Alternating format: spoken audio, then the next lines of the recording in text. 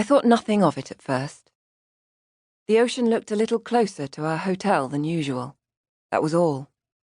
A white foamy wave had climbed all the way up to the rim of sand where the beach fell abruptly down to the sea. You never saw water on that stretch of sand. It was our friend Orlantha who alerted me. A short while before, she'd knocked on our door to ask if we were ready to leave. We almost were. Steve was in the shower, or reading on the toilet more likely.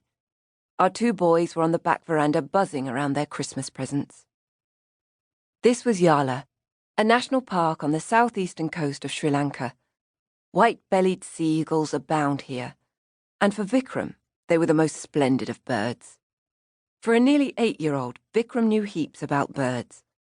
A pair of sea eagles nested near the lagoon that edged this hotel in Yala, and he'd sit on a rock on the lagoon's shore and wait hours, hungry for a glimpse of them.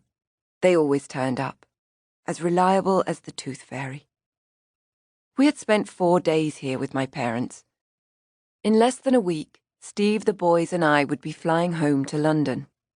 We had driven down to Yala from Colombo on the morning after Mully's violin concert.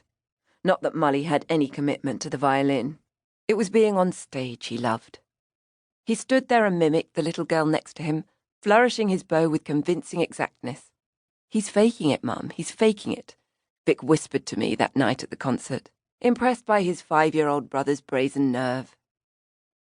Our friend Orlantha gave Mully violin lessons on our trips to Sri Lanka. She had taken a break from living in Los Angeles to teach in Colombo for a few years, and her children's orchestra was thriving.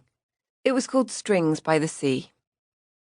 Now Orlantha and I chatted in the doorway of this hotel room.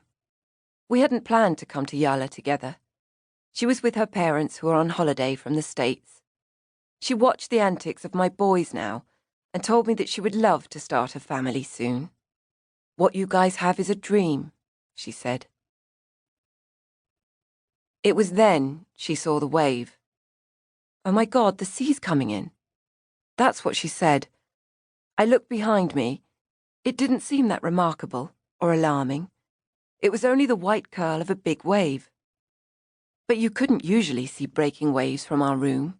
You hardly noticed the ocean at all. It was just a glint of blue above that wide spread of sand that sloped sharply down to the water. Now the froth of a wave had scaled up this slope and was nearing the tall conifers that were halfway between our room and the water's edge. Incongruous, those trees in this landscape of brittle, thorny scrub. This was peculiar. I called out to Steve in the bathroom. "Come out, Steve, I want to show you something odd." I didn't want him to miss this. I wanted him to come out quick before all this foam dissolved. "In a minute," Steve muttered, with no intention of rushing out. Then there was more white froth and more. Vic was sitting by the back door reading the first page of The Hobbit. I told him to shut that door. It was a glass door with 4 panels, and he closed each one, then came across the room and stood by me.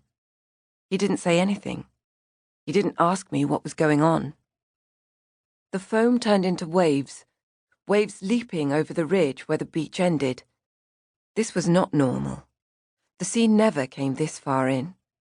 Waves not receding or dissolving. Closer now.